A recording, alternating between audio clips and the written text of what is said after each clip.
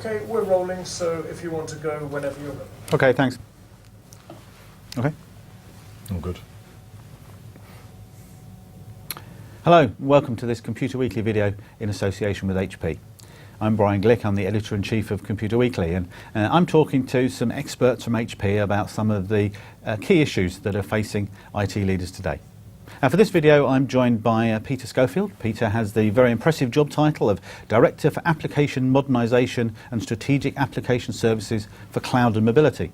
I'm going to be talking to Peter about the challenges that IT leaders are facing around transforming and modernising their applications.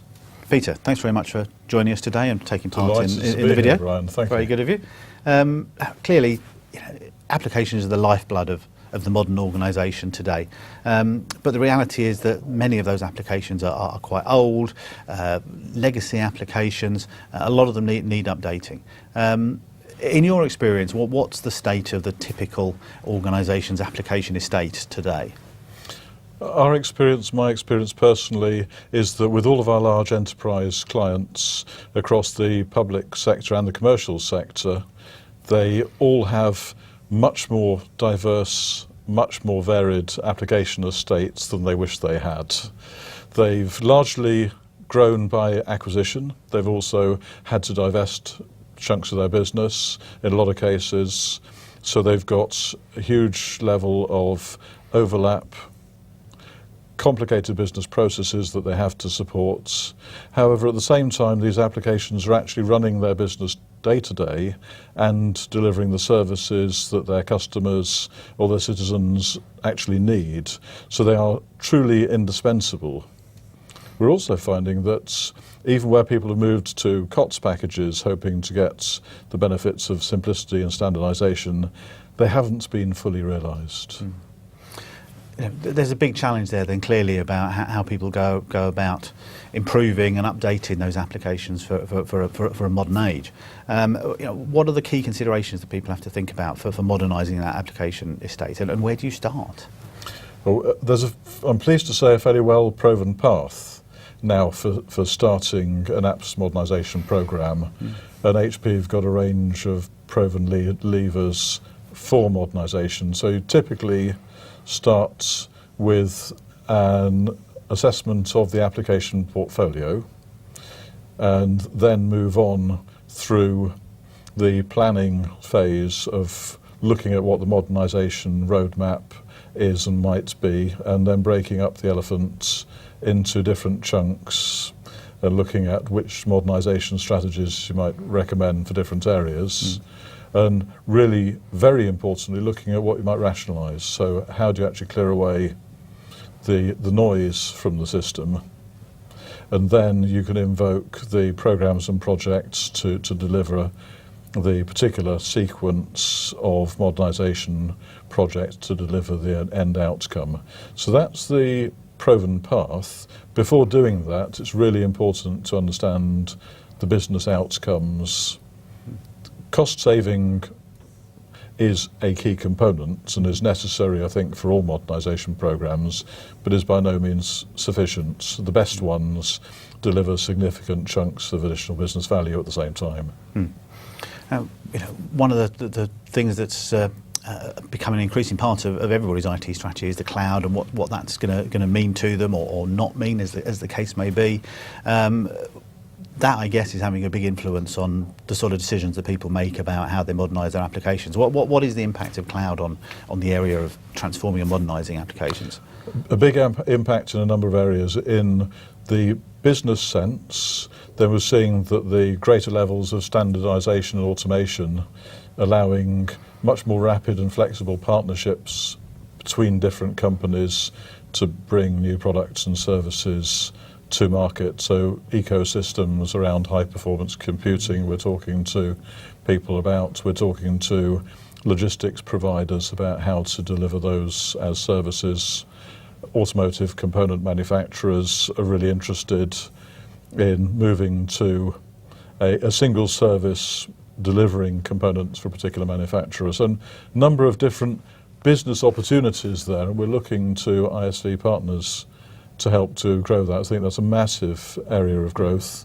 On the more technical aspects then, the whole ability to really scale out much more quickly to meet changing workloads allows the ability to reach out to citizens and to customers. So systems of engagements really bringing the sales and the marketing side of what IT has had to promise for some time out to deliver that value is important. Some of the pure plays, the Amazons of this world, have already sort of set the bar.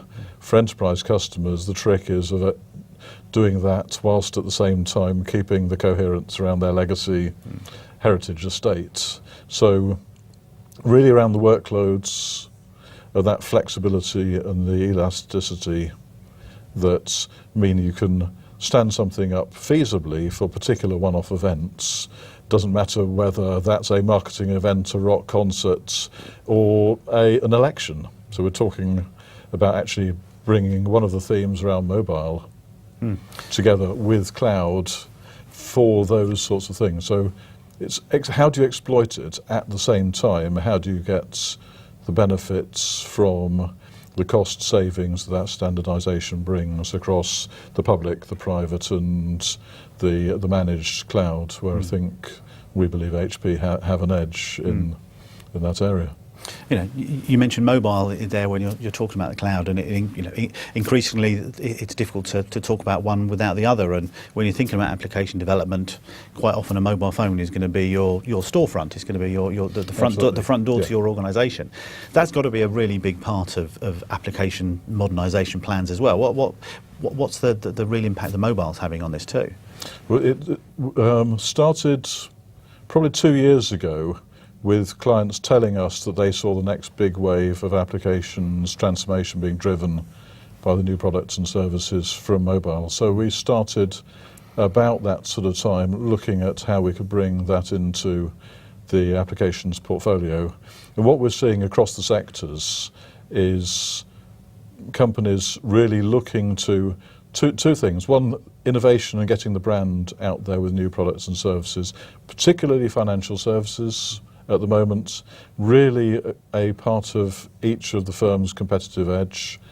Equally important actually in the government, reaching out in these straitened times directly to the citizen, and also to third parties, so delivering things like employment services in innovative ways. Those are all genuinely new.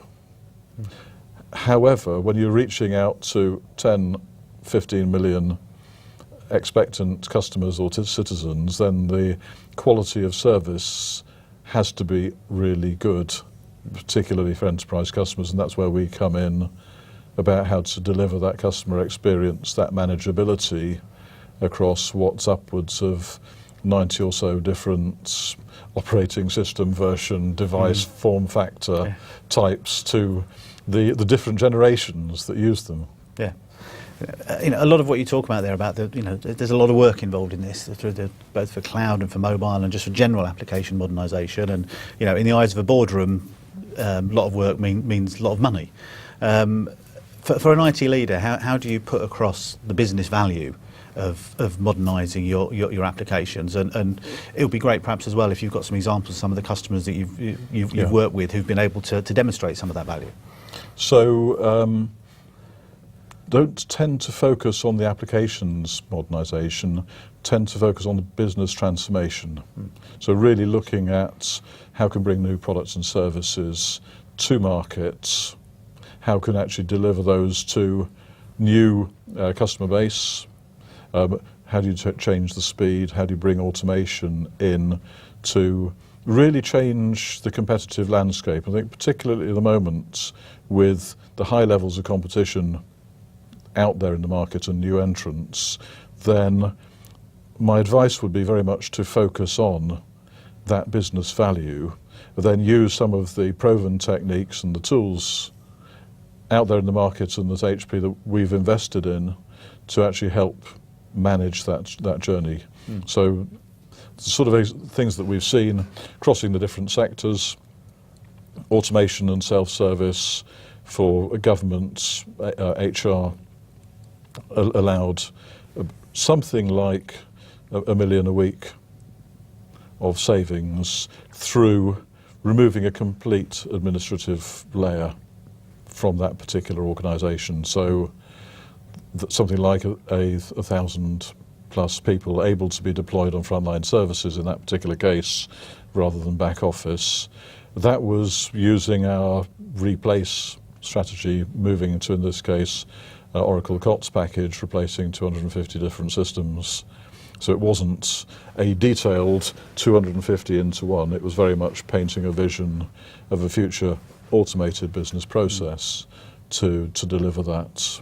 That's one of the sort of areas that we see.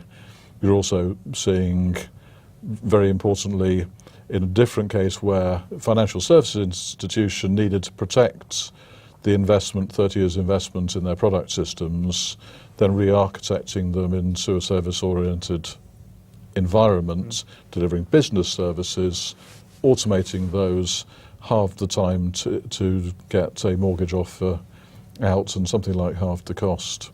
So those are clear business benefits in getting information out to the customer.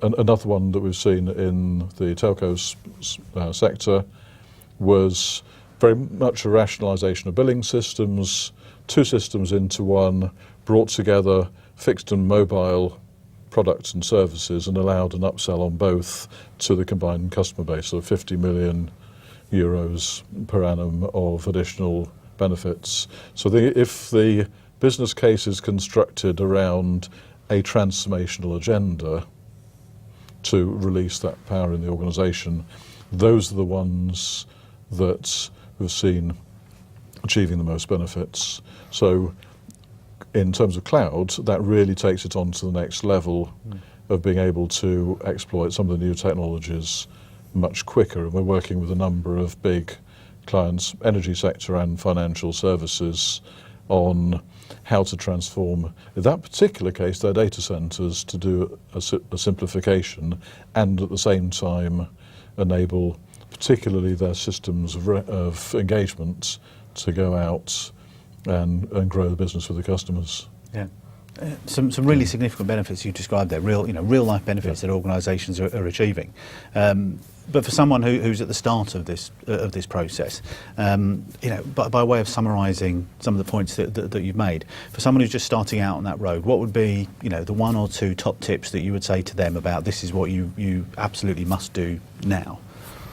I think the top tip has to be a focus on that business benefit and that compelling event. So what is the timescale that you're working back for that's actually going to drive new products and services, and particularly around the growth agenda? And then the trick, the real skill is of actually combining that growth agenda, which technology now can really bring, with the cost saving that's table stakes for all of the businesses. And once that is clear, then the second stage is to get a pretty good idea of where you are and who the partners to help you on that journey to where you need to be. Okay. Peter, thanks very much for coming along and sharing your experience and advice for what's clearly a hugely important topic for IT leaders at the moment. Very much appreciated. I've been talking to Peter Schofield from HP about application transformation and modernisation. I hope you found some useful bits of best practice to take away there to help you with your IT strategies. Thanks very much for watching this video. Hope to see you again in another Computer Weekly video soon. Bye-bye. Thank you.